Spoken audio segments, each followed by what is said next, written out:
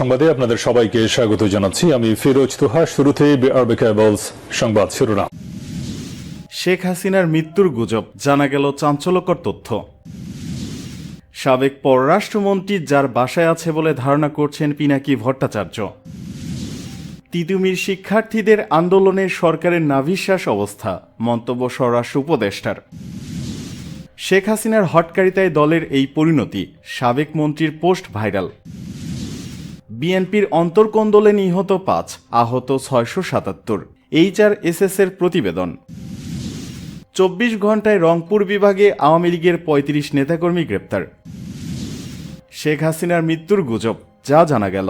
সম্প্রতি সামাজিক যোগাযোগ মাধ্যম ফেসবুকে ক্ষমতাচ্যুত প্রধানমন্ত্রী শেখ হাসিনার মৃত্যুর খবর ছড়িয়ে পড়ে। তবে রিউমার স্ক্যানার বলছে শেখ হাসিনার মারা যাওয়ার এই দাবিটি মিথ্যা। রিউমার স্ক্যানার প্রতিবেদন থেকে জানা যায় ২০২৪ সালের ৫ আগস্ট ছাত্র জনতার অভ্যুত্থানের মাধ্যমে ক্ষমতাচ্যুত হয়ে ভারতে আশ্রয় নেওয়ার পর থেকে ইন্টারনেটে তার সম্পর্কে নানা তথ্য প্রচার হয়ে আসছে। এরই পরিপ্রেক্ষিতে গত ৩০ জানুয়ারি থেকে শেখ হাসিনা আজ রাত ভারতের সময় ২টা ৩০ মিনিটে মারা যান শীর্ষক একটি দাবি সামাজিক মাধ্যম ফেসবুকে প্রচার করা হচ্ছে। এতে বলা হয়, রিমার স্ক্যানার টিম অনুসন্ধানের শুরুতে আলোচিত দাবিতে প্রচারিত ফেসবুক পোস্টগুলো পর্যবেক্ষণ করে। সর্বপ্রথম পোস্টটি গত ৩০ জানুয়ারি প্রকাশ করা হয়। তবে পোস্টগুলোতে দাবি সপক্ষে কোনো তথ্যসূত্র পাননি তারা। পরবর্তীতে বাংলাদেশ আওয়ামী লীগের ভেরিফাইড ফেসবুক পেজে গত ৩০ জানুয়ারি থেকে প্রচারিত পোস্টগুলো পর্যবেক্ষণ করা হয়। দলটির বিভিন্ন কার্যক্রমে তথ্য প্রচার করা হলেও শেখ হাসিনার মৃত্যুর দাবি সংক্রান্ত কোনো তথ্য খুঁজে পাওয়া যায়নি। এছাড়া শেখ হাসিনার ছেলে সজীব অজেদ জয়ের ভেরিফাইড ফেসবুক পেজ ও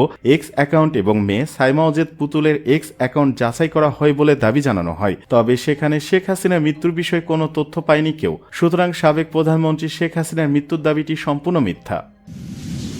এদিকে সাবেক পররাষ্ট্রমন্ত্রী যার বাসায় আছেন বলে ধারণা করছেন পিনাকি।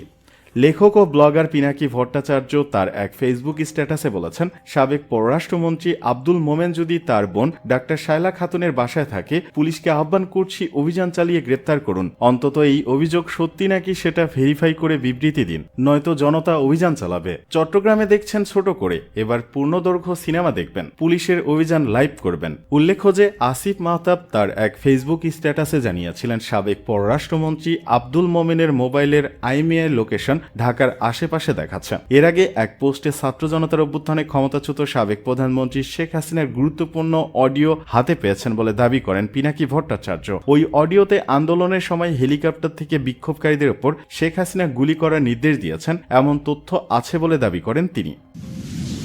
এদিকে তিতুমির শিক্ষার্থীদের আন্দোলনে সরকারের নাভিশ্বাস অবস্থা, মন্তব্য স্বরাষ্ট্র উপদেষ্টার।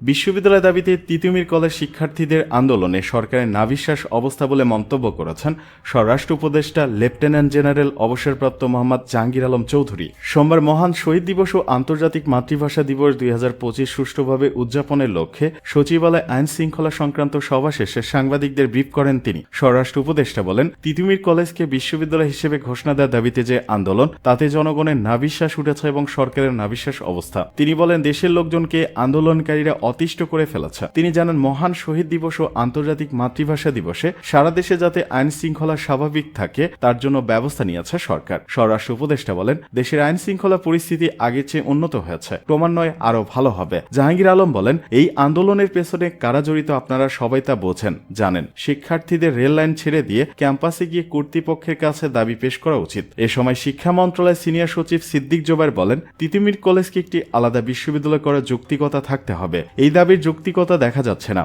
এই বিষয়টি আন্দোলনকারীদেরকে বুঝতে হবে। সেখানে সাধারণ শিক্ষার্থীরা চায় পড়াশোনা অব্যাহত থাকুক। শেখ হাসিনার হটকারিতায় দলের এই পরিণতি, সাবেক মন্ত্রীর পোস্ট ভাইরাল। কারাগারে বন্দী থাকা আওয়ামী লীগের প্রেসিডিয়াম সদস্য এবং সাবেক বেসামরিক বিমান পরিবহন ও পর্যটন মন্ত্রী লেফটেন্যান্ট কর্নেল অবসরপ্রাপ্ত ফারুক খানের ভেরিফাইড ফেসবুক আইডির একটি পোস্ট ভাইরাল হয়েছে। সেখানে আওয়ামী লীগের রাজনীতি নিয়ে বিস্ফোরক মন্তব্য করা হয়েছে। প্রশ্ন উঠেছে, কারাগারে মোবাইল ফোন ও ইন্টারনেট কিভাবে পেলেন সাবেক মন্ত্রী, নাকি তার ভেরিফাইড ফেসবুক আইডি অন্য কারো নিয়ন্ত্রণে?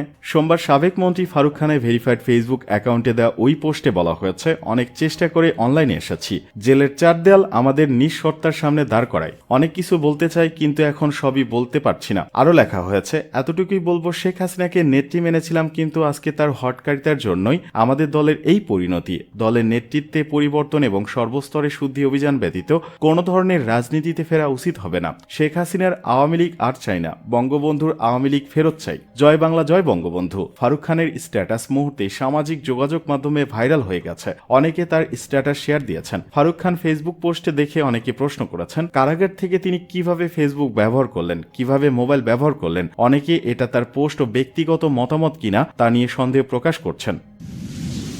বিএনপির অন্তকন্দলে নিহত 5, আহত 677।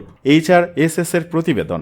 জানুয়ারি মাসে সারা দেশে 124টি রাজনৈতিক সহিংসতার ঘটনায় নিহত 15 জন এবং আহত হয়েছেন 987 জন। এসব ঘটনার মধ্যে বিএনপির অন্তর্কন্দলেই আহত হয়েছেন 677 জন এবং নিহত হয়েছেন 5 জন। এছাড়া আওয়ামী লীগ ও ছাত্রলীগের অন্তর্কন্দল, বিএনপি, আওয়ামী লীগ, বিএনপি জামায়াত, বৈষম্য বিরোধী ছাত্রদের অন্তর্কন্দল এবং ছাত্রলীগের সঙ্গে সংগঠিত সংঘর্ষে 310 জন আহত হয়েছেন। সোমবার প্রকাশিত মানবাধিকার সংস্থা human rights support society HRSS 2025 সালে জানুয়ারি মাসে মানবাধিকার পর্যবেক্ষণ প্রতিবেদনে এসব তথ্য উঠে এসেছে। সংস্থাটির নির্বাহী পরিচালক ইজাজুল ইসলাম স্বাক্ষরিত এই প্রতিবেদনে বলা হয়, 2025 সালের জানুয়ারি মাসে মানবাধিকার পরিস্থিতি পর্যালোচনা করে দেখা যায় যে মাঠজুড়ে রাজনৈতিক সহিংসতা, হেফাজতে ও নির্যাতনে মৃত্যু, গণপিটুনিতে হত্যা, নারী ও শিশু নির্যাতন, পাহাড়ি ছাত্র জনতার উপর হামলা, দেশের বেশ কয়েকটি জায়গায় মাজারে হামলা ও ভাঙচুরের মতো ঘটনা ঘটেছে। এছাড়া ভারত সীমান্তে সংঘর্ষ, উত্তেজনা, বিএসএফ এর বিধি লঙ্ঘন করে বেড়া নির্মাণ, উস্কানি, এমনকি নিরীহ বাংলাদেশিকে পিটিয়ে হত্যা এবং মিয়ানমারের আরাকান আর্মি কর্তৃক বাংলাদেশি জাহাজ আটক এবং সীমান্তে গুলি, মাইন ও মর্টারশেল বিস্ফোরণের মতো বিভিন্ন বিষয় মানবাধিকার পরিস্থিতি বিষয়ে উদ্বেগ সৃষ্টি করেছে। 24 ঘন্টায় রংপুর বিভাগে আওয়ামী লীগের 35 নেতাকর্মী গ্রেপ্তার। রংপুর বিভাগে বৈষম্য বিরোধী ছাত্র আন্দোলনে ছাত্র জনতার উপর হামলা, হত্যা চেষ্টা, নাশকতার পরিকল্পনা এবং অর্থ যোগানের অভিযোগে 35 জনকে গ্রেপ্তার করেছে পুলিশ। গত 24 ঘন্টায় বিভাগের 8 জেলা থেকে তাদের গ্রেপ্তার করা হয়। এই নিয়ে 5 মাসে 1423 জনকে গ্রেপ্তার করা হলো। সোমবার রংপুর রেঞ্জ ডিআইজি কার্যালয়ের ক্রাইম ও অপারেশন বিভাগ থেকে তথ্য নিশ্চিত করা হয়। শনিবার সকাল 6টা থেকে সোমবার সকাল 6টা পর্যন্ত রংপুর বিভাগের বিভিন্ন উপজেলা ও জেলায় অভিযান চালিয়ে তাদের গ্রেপ্তার করা হয়। রংপুর রেঞ্জ ডিআইজি আমিনুল ইসলাম বলেন, গত 24 ঘন্টায় 35 জন সহ 5 মাসে বৈষম্য বিরোধী আন্দোলনে হামলা, হত্যা, ভীতি সৃষ্টি, হত্যা চেষ্টার মামলায় এখন পর্যন্ত আওয়ামী লীগ, যুবলীগ, ছাত্রলীগ, স্বেচ্ছাসেবক লীগ, কৃষক লীগ, শ্রমিক লীগ সহ অঙ্গ সহযোগী সংগঠনের 1423 জনকে গ্রেপ্তার করা হয়েছে।